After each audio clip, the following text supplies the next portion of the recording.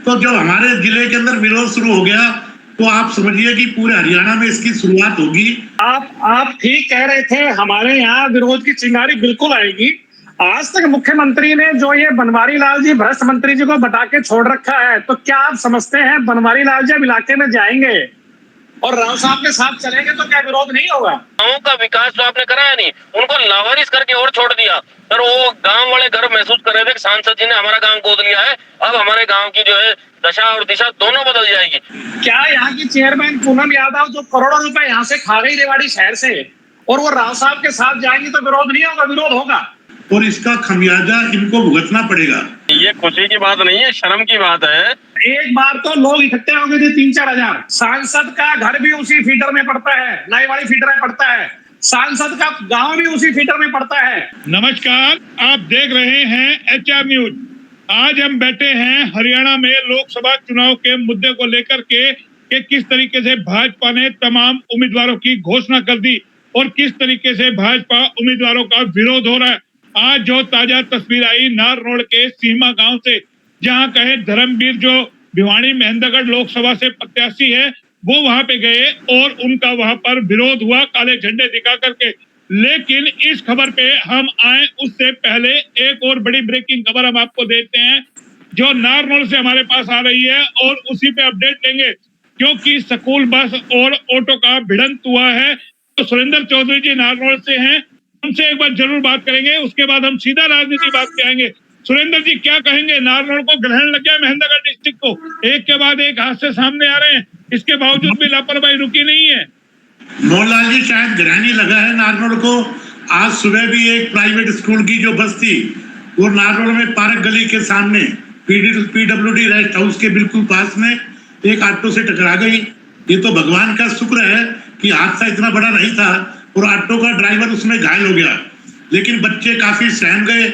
और जब ये उनके अभिभावकों को पता लगा तो उन्होंने स्कूल के अंदर टेलीफोन करके अपनी चिंता जाहिर की और आसपास के लोगों ने ऑटो ड्राइवर को नागरिक हॉस्पिटल में पहुंचाया। तो अफरा तफरी मच गई फिर नारनौल में दोबारा से, यानी कि अभी कुछ दिन पहले ही जो कहें कि कनीना में हुआ, उसके बाद लोगों में डर अभी कम नहीं हुआ है। मोहनलाल जी, ऐसा है कि ये तो सारा ये मुझे लगता है कि स्कूलों में जो ड्राइवर इन्होंने रखे हुए बसों पे, ये ड्राइवर ना तो इनको इतना एक्सपीरियंस है ना ये इतने परफेक्ट हैं। और जैसे कई बार स्कूलों में लेट हो जाते हैं तो बसों को भगाने के लिए कि ताकि वो समय पे पहुंच जाए, उनको वहाँ मैनेजमेंट की डांट ना खानी पड़े, इस चक्कर में भी ये हादसे होने की संभावना बनी रहती है। तो ये सुरेंद्र जी थे जो बता रहे थे।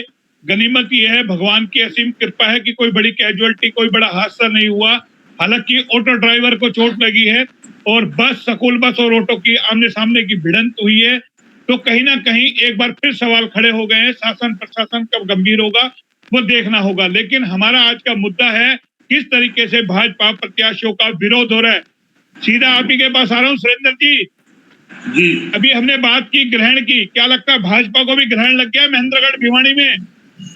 शायद हरियाणा के अंदर जो उत्तरी हरियाणा के अंदर और पश्चिमी हरियाणा में जो विरोध की गांव में विरोध चल रहा था, शायद वो हमारे जिले तक भी पहुंच गया है। आज नारनौल विधानसभा क्षेत्र के सीमा गांव है, काफी बड़ा गांव है और उसके अंदर यहाँ भाजपा प्रत्याशी की एक जनसभा थी। तो वहाँ के युवाओं ने बेरोजगारी और महंगाई को लेकर जब उम्मीदवार से सवाल जवाब किए तो वो उनके जवाब से संतुष्ट नहीं हो पाए। पूर्व मंत्री और वर्तमान विधायक ओम प्रकाश एडीओ भी वहां मौजूद थे। उन्होंने काफी युवाओं को समझाने की कोशिश की, लेकिन युवाओं जब संतुष्ट नहीं हुए तो उन्होंने काले कपड़े वहां पर लगा करके और मुर्दाबाद के नारे लगाने शुरू कर दिए। और ये इस जिले के अंदर पहला ऐसा विरोध था जो काफी बड़े लेवल पर हुआ। नहीं, इसका रीजन क्या मानते? क्या इतनी नाराजगी बीजेपी नेताओं से है या सीधी भाजपा से कहने के नाराजगी है? वजह क्या लगती है? क्या एक ही उम्मीदवार बार बार देखने को मिल रहा है, ये नाराजगी है, या फिर जो दावे वादे किए उस पे खरे नहीं उतर पाए? सिर्फ जवानी जमा खर्च यानी कि किए गए बड़े बड़े दावे कि हम देश की बड़ी इकोनॉमी बन रहे हैं, फलाना बन रहा है, ढिकना बन रहा है, विकास हो रहा है, ये तमाम दावों से जनता उब गई है या बेरोजगारी वगैरह ये मुद्दा बड़ा है? मोहनलाल जी, ऐसा है, चौधरी धर्मवीर जी 2 बार यहाँ से काफी मतों से जीत करके MP बने लोग उनसे जवाब मांग रहे भी आपने पिछले 10 साल में इस क्षेत्र के लिए क्या किया। आप हर बार नरेंद्र मोदी जी के चेहरे पर वोट मांगने के लिए आते हैं, तो पुराने जो कांग्रेस की यहाँ से सांसद थी श्रुति चौधरी, लोग उनके कामों की और भाजपा के ये सांसद रहे चौधरी धर्मवीर सिंह, इनके कामों की तुलना करते हैं। तो इस वजह से ये विरोध ये बन रहा है। चौधरी धर्मवीर सिंह जी ने इस क्षेत्र के 2-3 गांवों को भी गोद लिया हुआ था, उन गांवों के अंदर भी उन्होंने कोई ऐसा कार्य नहीं किया जिससे कि वहां के लोग संतुष्ट हों। तो ये विरोध इसका असर सुरेंद्र जी विधानसभा चुनाव पे आप देख रहे हैं, क्योंकि एडीओ साहब थे जो विधायक ओम प्रकाश जी है, वो भी साथ थे धर्मवीर जी के, लोग नहीं माने उनकी बात भी। नहीं, बिल्कुल पड़ेगा। विधानसभा चुनाव के अंदर भी इसका बिल्कुल प्रभाव पड़ेगा, क्योंकि जनता आजकल की इतनी जागरूक हो गई। अब हमारे यहाँ पड़ोस में नांगल चौधरी में वहाँ के विधायक जो वर्तमान में सिंचाई मंत्री हैं, उन्होंने इतने कार्य कराए हैं। अब उनके कार्यों की तुलना नारनौल के मंत्री जो रहे थे और विधायक हैं उनसे तुलना तो की जाएगी। और जब लोग संतुष्ट नहीं होंगे तो वे अपने वो कैसे अपने मतों के द्वारा अपना विरोध जाहिर करते हैं, कैसे करते हैं। विरोध की चिंगारी आपको लगता है अन्य लोकसभा क्षेत्रों में भी देखने को मिलेगी? हमारे गुरुग्राम लोकसभा क्षेत्र तक आएगी ये चिंगारी, क्योंकि मामले तमाम वही उम्मीदवार है, वही जाकर के बड़े बड़े वादे करते हैं। राव साहब भी बड़े बड़े धर्मवीर जी को जिताने के लिए वादे करते रहे। मोहनलाल जी, हमारा जो दक्षिण हरियाणा है, गुड़गांव, रेवाड़ी और महेंद्रगढ़, ये हमेशा शांत जिला रहा है। पहले भी प्रदेश में कई ऐसे आंदोलन हुए, लेकिन हमारे जिले में हमेशा शांति रही। तो जब हमारे जिले के अंदर विरोध शुरू हो गया तो आप समझिए कि पूरे हरियाणा में इसकी शुरुआत होगी और इसका खमियाजा इनको भुगतना पड़ेगा। भुगतना पड़ सकता है। तस्वीरें भी हम आपको विरोध की दिखा रहे हैं कि आप देख सकते हैं कैसे ग्रामीणों में गुस्सा है, लगातार वो विरोध कर रहे हैं कि किस तरीके से उनको काले झंडे दिखाए जा रहे हैं। बॉबी राव जी भी हमारे साथ हैं और विनय यादव जी भी हमारे साथ है। तो ये नारनौल से हम सुरेंद्र चौधरी जी को सुन रहे थे जो बड़े विस्तार से बता रहे थे कि किस तरीके से विरोध है। बॉबी राव जी, आप तो राव समर्थक हैं, लगता नहीं है चिंगारी अब हमारे गुरुग्राम तक आएगी? क्योंकि अभी तो इसलिए शांत है कि अभी कांग्रेस ने अपने उम्मीदवार नहीं उतारे हैं, लेकिन अगर बरोबर में आएंगे, जब जाएंगे तो यहाँ भी नाराजगी कहीं ना कहीं है। राव को लेके भी हर चुनाव में मुद्दा उठाएंगे। राव साहब चुनाव जीतने के बाद नजर नहीं आते, दिल्ली जाके बैठ जाते हैं। तो लगता है चिंगारी हमारे यहाँ इलाके तक आएगी। मोहनलाल जी नमस्कार। मोहनलाल जी, दरअसल ये विरोध का तो एक फैशन सा हो गया है अभी। आप जो कह रहे हो कि यहाँ पे आएगी, आप काम भाई दिल्ली जाके बैठ जाते हैं, तो पिछले 5 साल के अंदर आप खुद ही देख लें राव साहब कितनी बार, महीने में कितनी बार रेवाड़ी आते हैं। गुड़गांव में तो शायद हर हफ्ते गुड़गांव रहे हैं। अब पब्लिक चाहे कि रोज भाई चारपाई डाल के तुम्हारे बीच में ही बैठ जाएं, तो बताओ कैसे मैं था जाएगा। और मुझे अपना 2 मिनट देना, टोकना मत बीच में मुझे, मैं भूल जाऊंगा कुछ बातें। जो बात विकास करते हैं, हाँ ये बात ठीक है कि लोगों के पर्सनल काम नहीं हुए, ये बिल्कुल जायज बात है। मगर अगर आप पब्लिक एट लार्ज के काम के बारे में बातें करें तो वो काम बहुत है। मैं भाई साहब बैठे हैं नारनौल से, तो क्या कभी पिछले 20 साल पहले या 15 साल में भाई साहब ने रेवाड़ी से नारनौल तक क्या कभी ऐसी कोई सड़क देखी थी जो अब सड़क बनी है? रेवाड़ी से लेकर चंडीगढ़ तक का जो एक नया हाईवे निकाला है, तो क्या भाई साहब भी सरकारी नौकरी में थे? क्या कभी भाई साहब ने सोचा था कि भाई चंडीगढ़ हम ऐसे फर्राटे भरते हुए 3, साढ़े 3, 4 घंटे में पहुंच जाएंगे? गुड़गांव के आसपास विकास हुआ, रेवाड़ी के चारों तरफ जितने भी बाईपास बने हैं या जो सड़कें बन रही हैं, तो क्या आप सोच सकते हैं कि 10 साल पहले ये भाई चीजें थी या नहीं थी? अब Mohanlal ji, public at large काम होते हैं, वो काम होते हैं, एक सांसद वो काम करवा सकता है पब्लिक एट लार्ज के, कि सेंटर से ग्रांट लिया या सेंट्रल गवर्नमेंट के बड़े प्रोजेक्ट है, सेंट्रल गवर्नमेंट में इंटरवीन करके काम करवाया। रहा लोकल काम का, तो मैं आपको पहले भी बार बार कह चुका हूं, पहले भी बीच में बताया कि लोकल काम का ये जो भी लोगों का रिजेंटमेंट है, ये स्टेट गवर्नमेंट की वजह से है।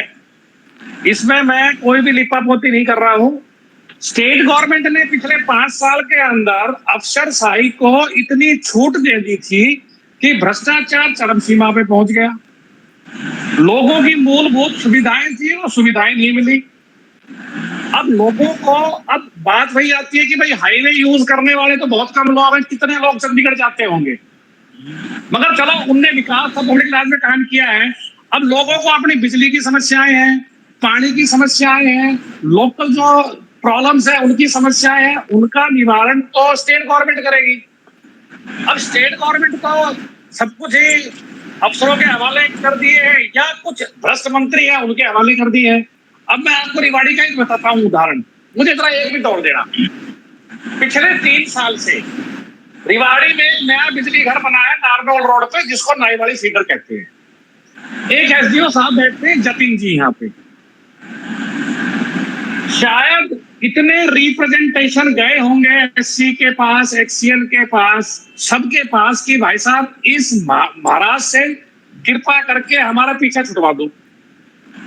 सर्दी हो या गर्मी हो, रोज 5, 6, 7 घंटे लाइट जाती है, दिन में 8, 8, 10 घंटे कट आते हैं।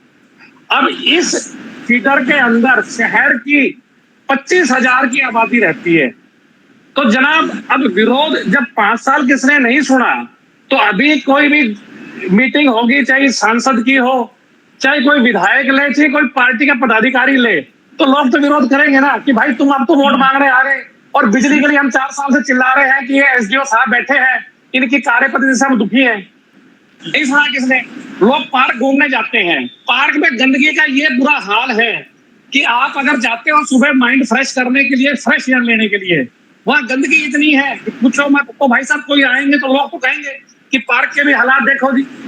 वाटर सप्लाई है, रेवाड़ी में गर्मी शुरू नहीं हुई है, 3 दिन में पानी आता है, नहर का प्रोग्राम कैंसिल कर दिया कि जी अब नहर नहीं आएगी। तो मोहल्ला के विरोध तो होगा। अब लोग विरोध करना जान गए हैं और विरोध करना भी चाहिए। भाई तुमने मूलभूत सुविधाएं नहीं दी 5 साल से, तो विरोध होगा। मुझे भी अगर मौका मिले, भाई ठीक है कि मैं राव साहब समर्थक हूं, मैं विरोध नहीं कर सकता, अब समझाने कुछ करते, मगर मुझे भी मौका मिले तो मेरे अंदर आक्रोश है, प्रशासन के खिलाफ आक्रोश है, एसडीओ के खिलाफ आक्रोश है, पानी वालों के खिलाफ आक्रोश है, बिजली वाले बड़े बड़े अफसर हैं, डीसी साहब इनके खिलाफ आक्रोश है।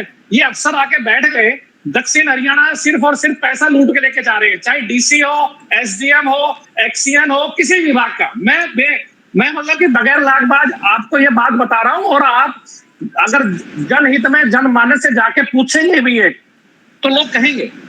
अरे भाई आप कह रहे बीच में मत बोलो, आपको ये बातें समझ में आ गई, आपके सांसद महोदय को नहीं समझ में आ रही, आप उनके पैरवी करते हो, हमेशा समर्थक हो, कानों में क्यों नहीं डाल रहे राव साहब आपके लिए?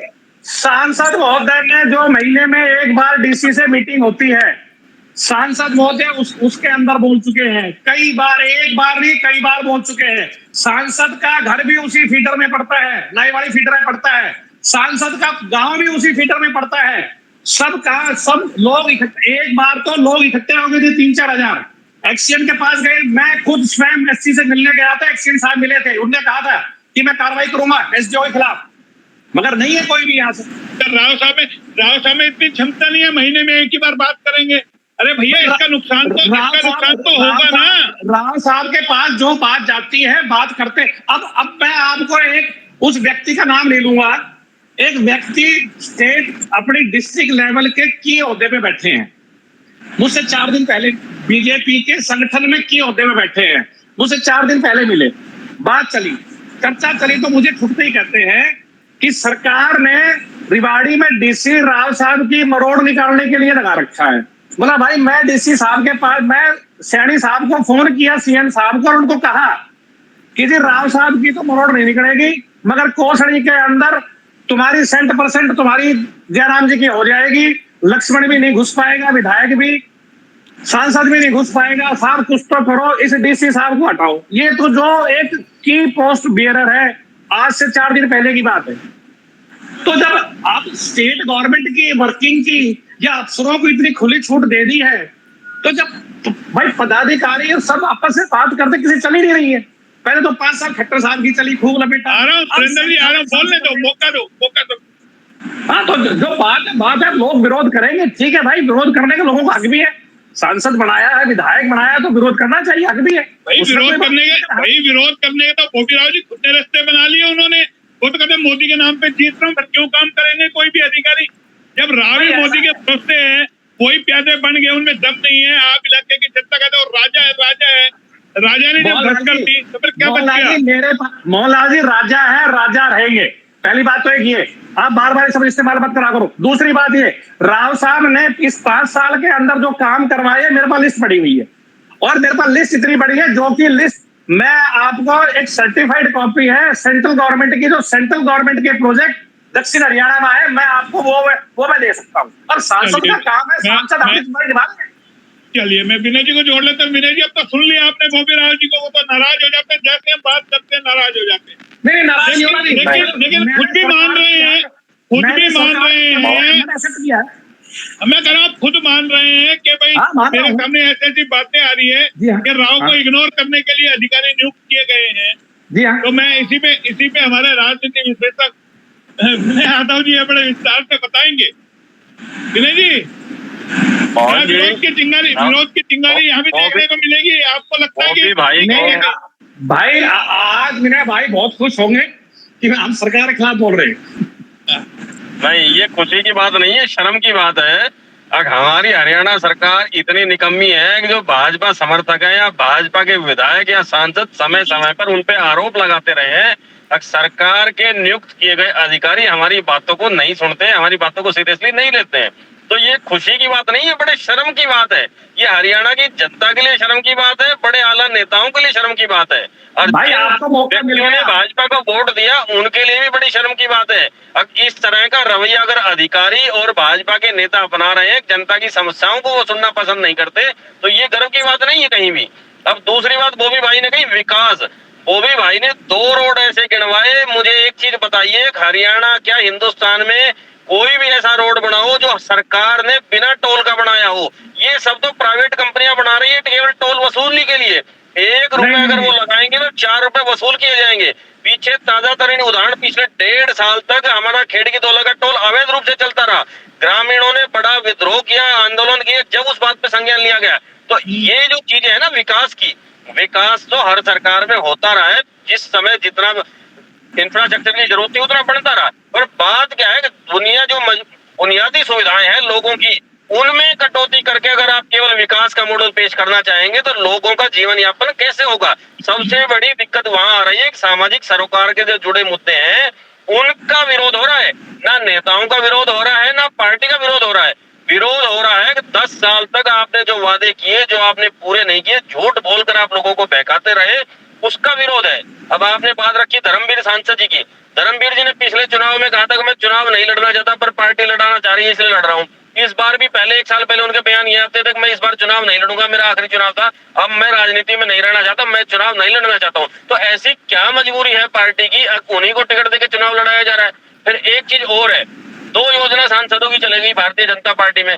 हर एक सांसद ने एक गांव गोद लिए थे, तो लगभग 1000 से ऊपर सांसद हो गए, और 2 योजना में 2000 गांव, आप मान के चलो 1000 सांसद हो गए 2 योजना में, तो लगभग, ठीक है जी। तो 1000 गांव जो गोद लिए, उन 1000 गांवों की आपने आज तक किसी ने भी सूत्र नहीं लिया। आप जाके तो देखिए, आपने जिनको गोद लिया है, उन गोद लिए हुए गांवों को आपने, जिस तरह बच्चे को आप गोद लेकर उसको लावारिस करके छोड़ देते हैं, इसी तरह आपने जिन गांवों को गोद लिया उन गांवों का विकास तो आपने कराया नहीं, उनको लावारिस करके और छोड़ दिया।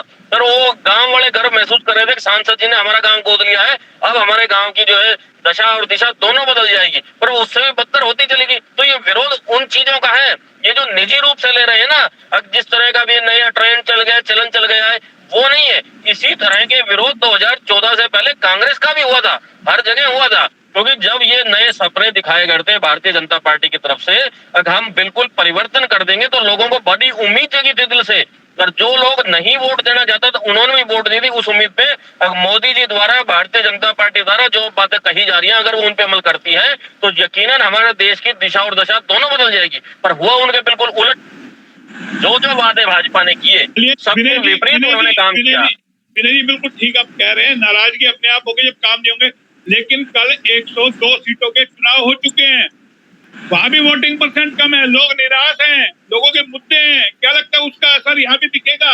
कौन जी, वोटिंग परसेंटेज है, पहले तो लोग कांग्रेस से दुखी थे 10 साल, लंबे समय से ये लगा पे कांग्रेस है, उसके बाद हम सत्ता परिवर्तन करेंगे, कोई नया दल सत्ता में आ रहा है और वो बड़े बड़े वादे कर रहा है, और उनको अगर हसीन सपनों को देखना चाहती थी जनता, और वो सपने भी ऐसे दिखाए गए कि लोगों को रात को सोते जगते 15 लाख रुपए, देश का कायाकल्प, सब कुछ नजर आ रहा था, बेरोजगारों को रोजगार नजर आ रहा था, व्यापारियों की मंदी दूर हो रही थी, किसानों की आय दुगनी हो रही थी, तो रोज लोग हसीन सपने लेकर सोते थे।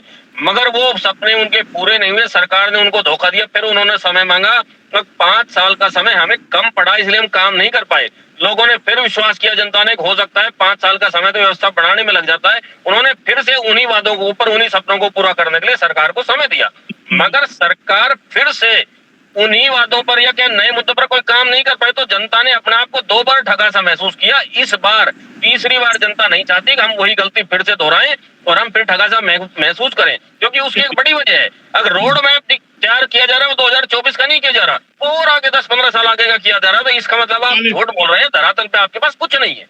2047 सुरेंद्र जी को जोड़ूंगा। सुरेंद्र जी, रोड मैप 2047 का, कब लोग जिएंगे, कब आप और हम लोग रहेंगे, नहीं रहेंगे, तमाम ही और बड़े बड़े सपने दिखाए जा रहे हैं। अर्थव्यवस्था, हम तीसरी इकोनॉमी बन जाएंगे, 5वीं इकोनॉमी बन चुके हैं। अरे भाई, लोगों पे टैक्स का बोझ डाल करके आप अपना रेवेन्यू बढ़ा रहे हो, दिखा रहे हो, इससे इकोनॉमी बनती है क्या कहीं?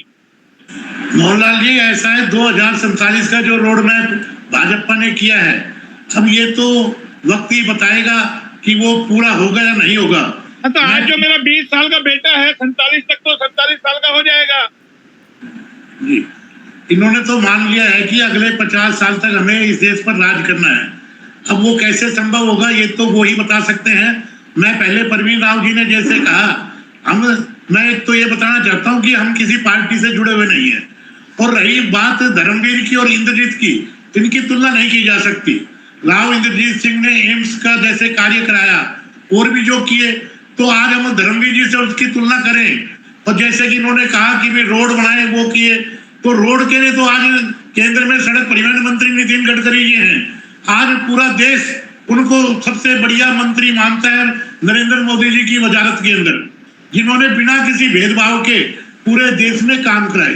और जब देश इसी सदी की तरफ ले जाना है तो आपका इंफ्रास्ट्रक्चर भी वैसा होना चाहिए। ये तो सबको पता है, रोड अच्छे होंगे तो भाई रोड, अरे गडकरी जी के रोड शो को देख लो, तस्वीर पता चल जाएगी कैसे रोड बने हैं। उनका खुद रथ गड्ढे के अंदर डूब रहा था, कैसी बात कर रहे हैं, तमाम वीडियो वायरल हो रहे हैं। गडकरी जी का रोड शो देख लो आप, उन्हीं के इलाके का। ऐसा हम हमेशा है ना, मैं माइनस की जगह प्लस भी देखना चाहिए। वास्तव में इस बात को तो पूरा देश मानता है। तो भाई टैक्स ले रहे हो, आपने टोल टैक्स लगा दिया हर 30-30 किलोमीटर में, ऐसी बात करें कमाने के लिए तो आपने दुकानें खोल ली। आम आदमी को क्या सुविधा मिली? आप तो रेवाड़ी नारनौल की बात कर रहे हो, टोल नहीं दे रहे आप, 30 किलोमीटर में टोल लगा दिया आपने, टोल टैक्स ले नहीं रहे आप, रोड टैक्स ले नहीं रहे, गाड़ी जब हम दे रहे हैं उसमें टैक्स ले रहे हो ना। मोहनलाल जी, हर चीज के नेगेटिव और पॉजिटिव दोनों पहलू है। लोग टोल भी दे देंगे अगर बढ़िया रोड मिलेंगे तो उनको, क्योंकि उनका बचेगा, उनका तेल भी बचेगा, गाड़ियों का एक्सीडेंट भी कम होंगे। तो अरे भाई फिर गाड़ी में टैक्स लेना बंद कर दो। जी, गाड़ी में रोड टैक्स ले रखा है ना आपने। आवाज कम आ रही है कुछ।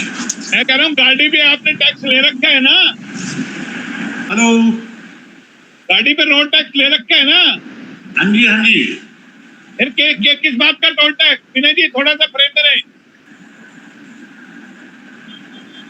मेरे से पूछ रहे हैं क्या आप? हाँ, आप ही से पूछ रहा हूँ जो आप पैरवी कर रहे हैं। नहीं, मतलब जनता देखो, टोल जो लग रहा है ये काफी मतलब ज्यादा है। मतलब हर आदमी इसको वहन नहीं कर सकता, लेकिन जो मेजोरिटी है जिनके पास गाड़ियां हैं, महंगी गाड़ियां हैं, वो लोग सोचते हैं भाई तुम्हारा समय बच रहा है। आज हम चंडीगढ़ 7-8 घंटे लगते थे और उसमें हमारे को 3.5-4 घंटे में पहुंच जाते हैं। तो टोल का जो हमारे को दर्द है वो हमारे को सहन नहीं होता। तो इस बात ये नहीं कि भाई हमें कोई चीज लगाई है तो उसका फायदा भी हुआ है। अरे भाई सुरेंद्र जी, मैं आप ही से एक सवाल कर लेता हूँ। आपका पोता है, आपसे 10 रुपए ले ले, दादी से ले ले, अम्मा से ले ले, चाचा से ले ले, 50 जनों से पैसे ले लो, फिर मैं 10 रुपए दे रहा हूँ।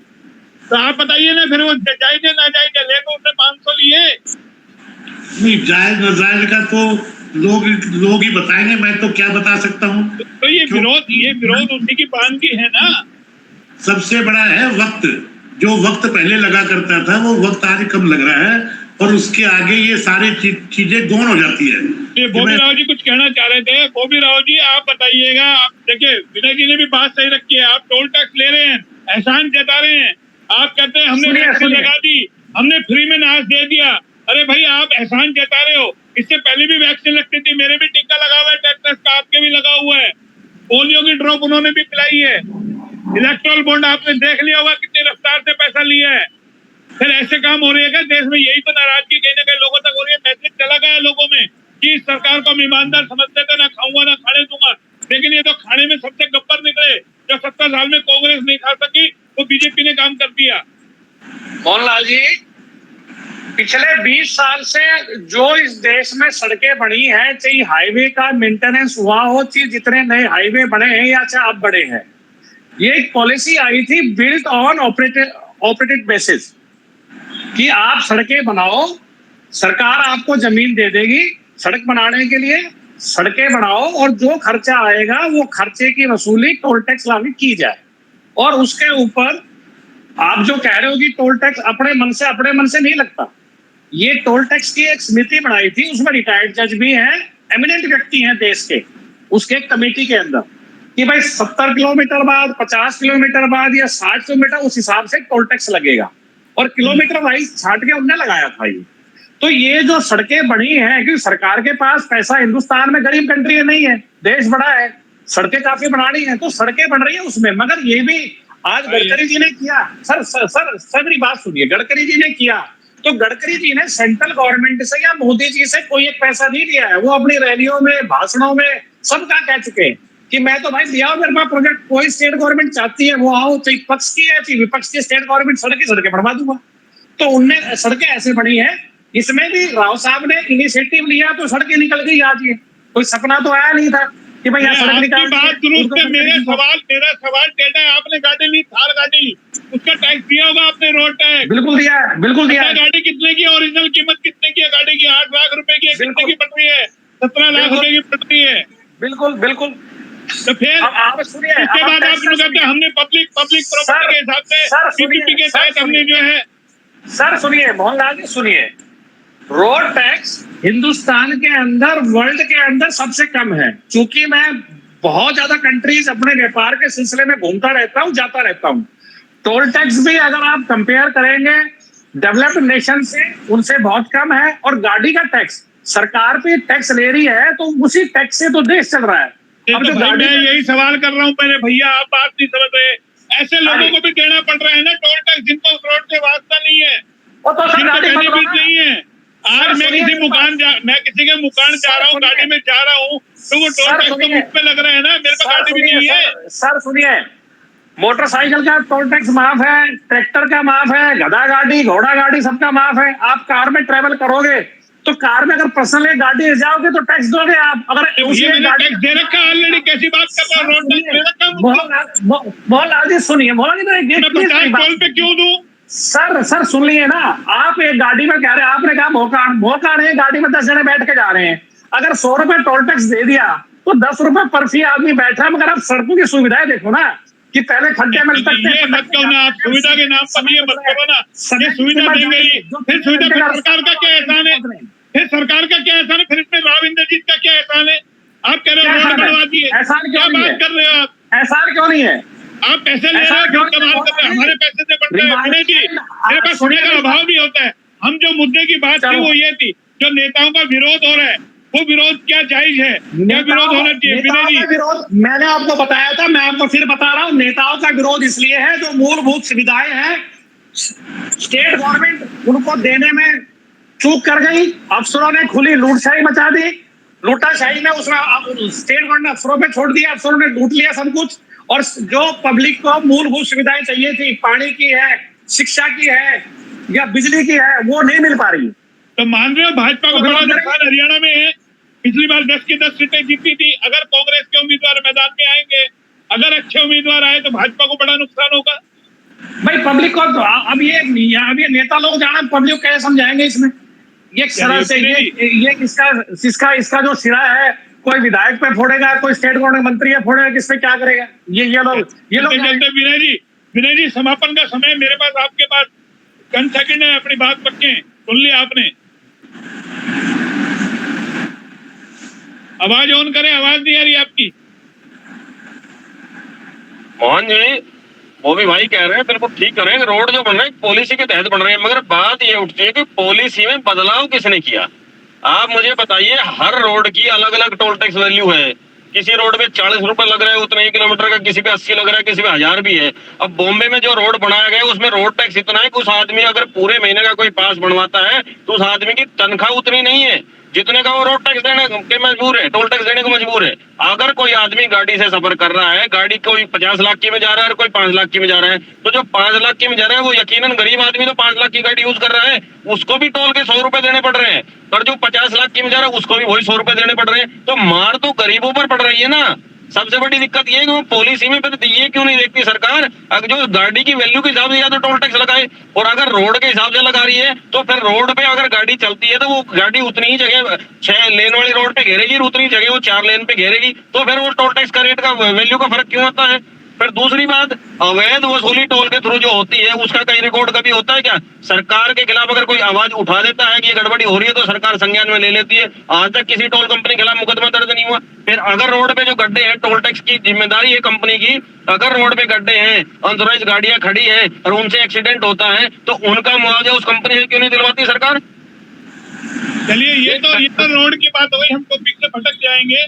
जो सवाल था मेरा मूल मुद्दा आपका सवाल है मोहन जी, जैसे जैसे यहाँ कैंडिडेट की घोषणा होगी और जब यहाँ लोग आएंगे, दूसरे कैंडिडेट मैदान में उतरेंगे और जब वो इन मुद्दों को उठाएंगे ना, आपके हितों के साथ खिलवाड़ किया है लगातार 10 साल सरकार ने। जिन मुद्दों पर सरकार आई थी उन पर वो बोलने के तैयार नहीं है। महंगाई का मुद्दा है, बेरोजगारी का मुद्दा है। हमारे यहाँ दुष्यंत चौटाला जी की जो पार्टी थी जेजेपी, वो अलायंस में थी, उनका एक मैनिफेस्टो था 75% रोजगार युवाओं को यहाँ मिलेगा हरियाणा के उद्योग धंधों में। मिला क्या किसी को? 5000 रुपए पेंशन वो सरकार आते ही कह रहे थे, वो सरकार में शामिल हुए, उनकी सरकार उसी दिन आ गई। 5000 रुपए पेंशन के आज तक बुजुर्गों की हुई। तो इस तरह के जो मुद्दे झेलने पड़ेंगे ना, हकीकत से रूबरू होंगे तो विरोध तो जनता करेगी, इसमें कोई दो राय नहीं। अब किसानों का मुद्दा आप बताइए, अब उन्हें गलती महसूस हो रही है। तक हमने गलती की जी, किसानों के साथ हमारा मंतव्य वो नहीं था, उस समय उनके जो वक्तव्य थे वो अलग तरह के थे, वो सरकार में शामिल थे। और अगर उस समय वो सरकार में शामिल थे तो उनके बयानों से भाजपा को भी फर्क पड़ता है और भाजपा को अब ये अपना पल्ला नहीं झाड़ सकते, क्योंकि आप दोनों ने संयुक्त रूप से सरकार चलाई है। अगर एक गुनाह 2 लोग मिलकर करते हैं तो उसमें एक दोषी और दूसरा बिना दोषी कैसे हो सकता है? मुझे आप एक चीज बताइए, जब दोनों उसी गुनाह में शामिल है, गलती में शामिल है, तो ये तो बहकाने की बातें चल रही हैं। यकीनन लोगों का विरोध अंदरूनी रूप से है, मगर यह है कि हिम्मत हमारा इलाका विरोध करने की पहले नहीं दिखा पाता था किसी नेता के खिलाफ। अब वो औरों को देखकर धीरे धीरे उनमें भी हिम्मत आ गई है, वो विरोध दिखाने लग गए हैं। नहीं, विरोध तो यहाँ भी हुआ है, पिछले चुनाव में भी हुआ है, राव का भी हुआ है, 2009 में भी हुआ है, 4 में भी। ऐसी बात नहीं है, लोग निराश होते हैं जब उनके काम नहीं होते। लेकिन बॉबी राव जी ने एक जो बात कही बहुत अच्छी कही, आम आदमी के काम नहीं हो रहे तो उनको विरोध करने का हक है। और ये चिंगारी हमारे गुरुग्राम तक भी आएगी, क्योंकि कई प्रदेशों के अंदर, कई जिलों के अंदर जो चिंगारी पहुंची है, चाहे महेंद्रगढ़ हो, चाहे अशोक टावर का विरोध हो, चाहे कहीं धर्मवीर का विरोध हो, या फिर हमारे यहाँ विरोध हो, तो ये चीजें देखने को मिलेगी। मैं एक बात बोलना चाहूंगा जी बॉबी राव जी, चलते चलते समय का अभाव है, हमें समय आप ठीक कह रहे थे, हमारे यहाँ विरोध की चिंगारी बिल्कुल आएगी। आज तक मुख्यमंत्री ने जो ये बनवारी लाल जी भ्रष्ट मंत्री जी को बता के छोड़ रखा है, तो क्या आप समझते हैं बनवारी लाल जी अब इलाके में जाएंगे और राव साहब के साथ चलेंगे तो क्या विरोध नहीं होगा? क्या यहाँ की चेयरमैन पूनम यादव जो करोड़ों रुपए यहाँ से खा गई रेवाड़ी शहर से, और वो राव साहब के साथ जाएंगी तो विरोध नहीं होगा? विरोध होगा। मोहनलाल जी, यही बात बता रहा हूँ आपको मैं कि स्टेट गवर्नमेंट की खामियां हैं, स्टेट गवर्नमेंट की खामियां। इलेक्शन में जैसे आ रहे हैं सांसद को, तो सांसद को भी रूबरू होना पड़ेगा, बिल्कुल होना पड़ेगा, जवाब देना पड़ेगा। भले ही चाहे आप बहुत कहते रहे कि मैं मोदी के नाम पे चुनाव लड़ रहा हूं, लेकिन जवाब स्थानीय सांसद को देना पड़ेगा। तमाम आप लोग मेरे साथ जुड़े, सुरेंद्र जी नार रोड से जुड़े, आप रेवाड़ी से जुड़े, आपका बहुत बहुत धन्यवाद। फिर आएंगे किसी नए अपडेट पे, तब तक के लिए नमस्कार।